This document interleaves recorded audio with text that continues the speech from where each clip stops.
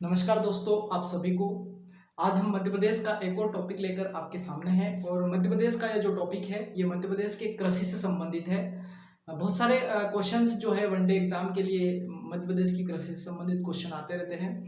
कभी कभी जो पीएससी जो होता है उसके मेंस में भी इस प्रकार के क्वेश्चन देखने को आ जाते हैं। तो हम उसी पैटर्न में आज देखते हैं मध्य प्रदेश की कृषि। दोस्तों, मैं आपको एक चीज बताना चाहता हूँ कि मध्य प्रदेश कृषि के मामले में पिछले 5 वर्षों से काफ़ी उसने मतलब अपनी विकास दर को बढ़ाया है और 5 कृषि कर्मण अवार्ड मध्य प्रदेश को मिल चुके हैं 2015 के बाद से। तो जब हम कृषि की बात करते हैं तो निश्चित रूप से मध्य प्रदेश पिछली बार 2020 में अगर हम देखें तो गेहूं उत्पादन में मध्य प्रदेश पूरे भारत में सबसे ज़्यादा अव्वल था। तो जब हम रिपोर्ट्स देखते हैं तो हम देखते हैं कि मध्य प्रदेश की जो कृषि है वो काफ़ी उसकी विकास दर उच्च रही है। उसने 24 से 25 इवन 28% विकास दर भी एक वर्ष जो है उसमें प्राप्त की थी। तो कृषि से संबंधित हम क्वेश्चन देखते हैं। कृषि से संबंधित हम 2-3 चीजें इसमें देखेंगे। रबी की फसल कौन सी होती है, खरीफ की फसल कौन सी होती है, और मध्य प्रदेश में कृषि का सिंचाई सबसे ज्यादा प्रतिशत किसका है, और कुछ प्रमुख फसलों के अनुसंधान केंद्र जो है उसके बारे में हम लोग देखेंगे। तो सबसे पहले हम लोग बात करते हैं कि मध्य प्रदेश की जो कृषि है उस मध्य प्रदेश की कृषि में फसल अगर हम देखें तो फसल का जब हम वर्गीकरण करते हैं तो फसल के वर्गीकरण में हम देखते हैं कि एक रबी की फसल होती है और एक खरीफ की फसल होती है।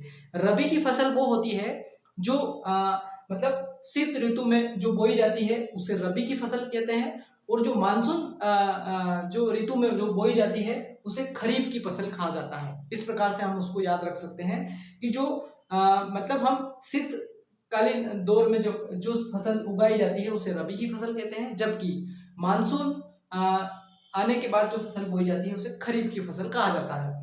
तो रबी की फसल का हम वर्गीकरण करते हैं और खरीफ की फसल का वर्गीकरण करते हैं। तो रबी की फसल में हम 3 प्रकार का वर्गीकरण करते हैं कि रबी की फसल में खाद्यान्न फसल कौन सी है, रबी की फसल में तिलहन फसल कौन सी है, और रबी की फसल में दलहन फसल कौन सी है।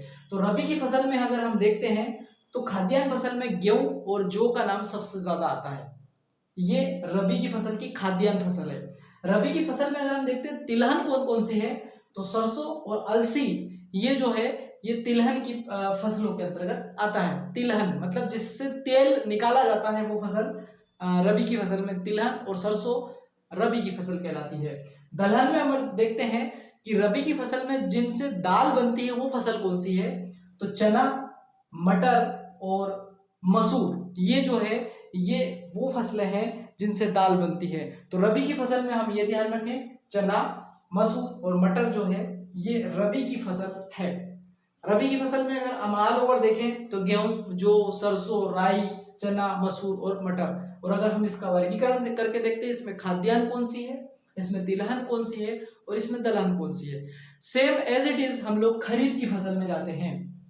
खरीफ की फसल में जब इसमें जाते हैं तो इसकी खाद्यान्न फसल कौन सी है, तो हम इसकी खरीफ की फसलें में खाद्यान्न में देखते हैं चावल, ज्वार, मक्का और बाजरा।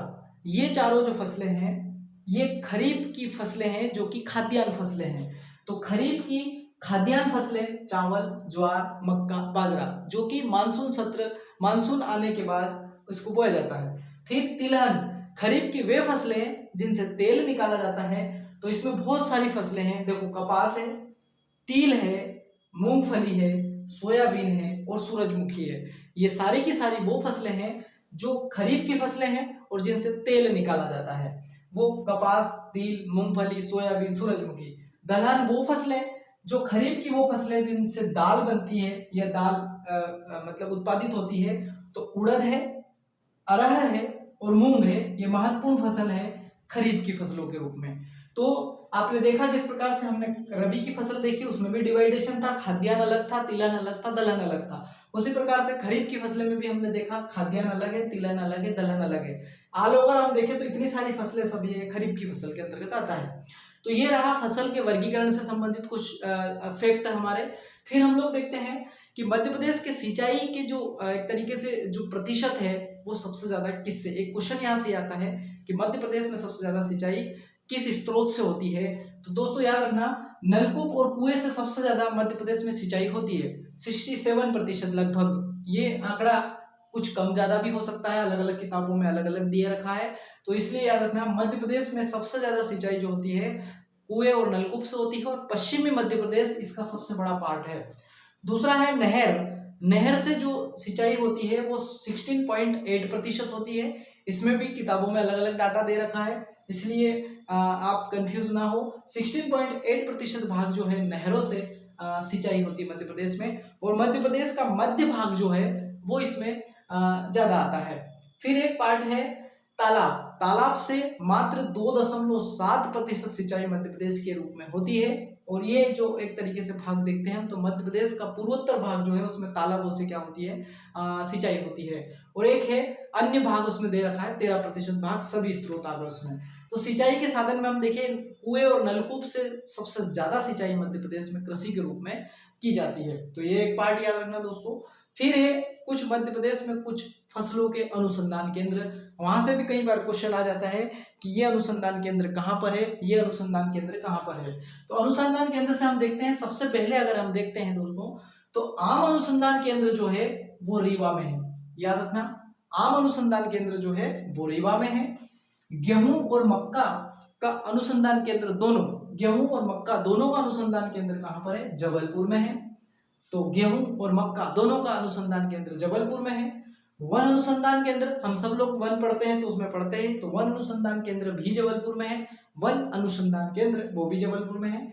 एक है कपास अनुसंधान केंद्र, बहुत इंपॉर्टेंट फैक्ट है, ये कई बार आ चुका है एग्जामों में। तो कपास अनुसंधान केंद्र जो है वो खरगोन में है, ये याद रखना, कपास अनुसंधान केंद्र खरगोन में है। फिर है चावल, और चावल को ही धान बोला जाता है, तो चावल अनुसंधान केंद्र बड़वानी में है, ये भी बहुत इंपॉर्टेंट फैक्ट है, ये भी आता है, चावल अनुसंधान केंद्र बड़वानी में है। फिर एक है राष्ट्रीय सोयाबीन अनुसंधान केंद्र। सोयाबीन उत्पादन करने में मध्य प्रदेश सबसे ज्यादा अव्वल है। मध्य प्रदेश की राजकीय फसल भी सोयाबीन को कहा जाता है, और मध्य प्रदेश का मालवा का जो बेल्ट है उसमें सबसे ज्यादा सोयाबीन उगाया जाता है। तो इस राष्ट्रीय सोयाबीन अनुसंधान का केंद्र वो है इंदौर है, याद रखना, इसमें राष्ट्रीय सोयाबीन अनुसंधान का केंद्र इंदौर है। फिर एक है अंगूर अनुसंधान केंद्र। अंगूर अनुसंधान केंद्र या अंगूर जिला भी कहा जाता है रतलाम को, तो ये रतलाम में है। और एक केला अनुसंधान केंद्र ये बुरहानपुर में है। तो ये कुछ अनुसंधान केंद्र थे। निश्चित रूप से आपको आज का ये जो कृषि से संबंधित टॉपिक था ये अच्छा लगा होगा। निश्चित रूप से इसी प्रकार हम मध्य प्रदेश के पॉलिटी के, इतिहास के इसी प्रकार के वीडियो इस YouTube चैनल पर लाते रहेंगे। आप अपने घर पे रहकर बहुत अच्छे से तैयारी कर सकते हैं, इस YouTube चैनल को देख सकते हैं, इसे लाइक कर सकते हैं और इसे सब्सक्राइब भी करें। जय हिंद, जय भारत।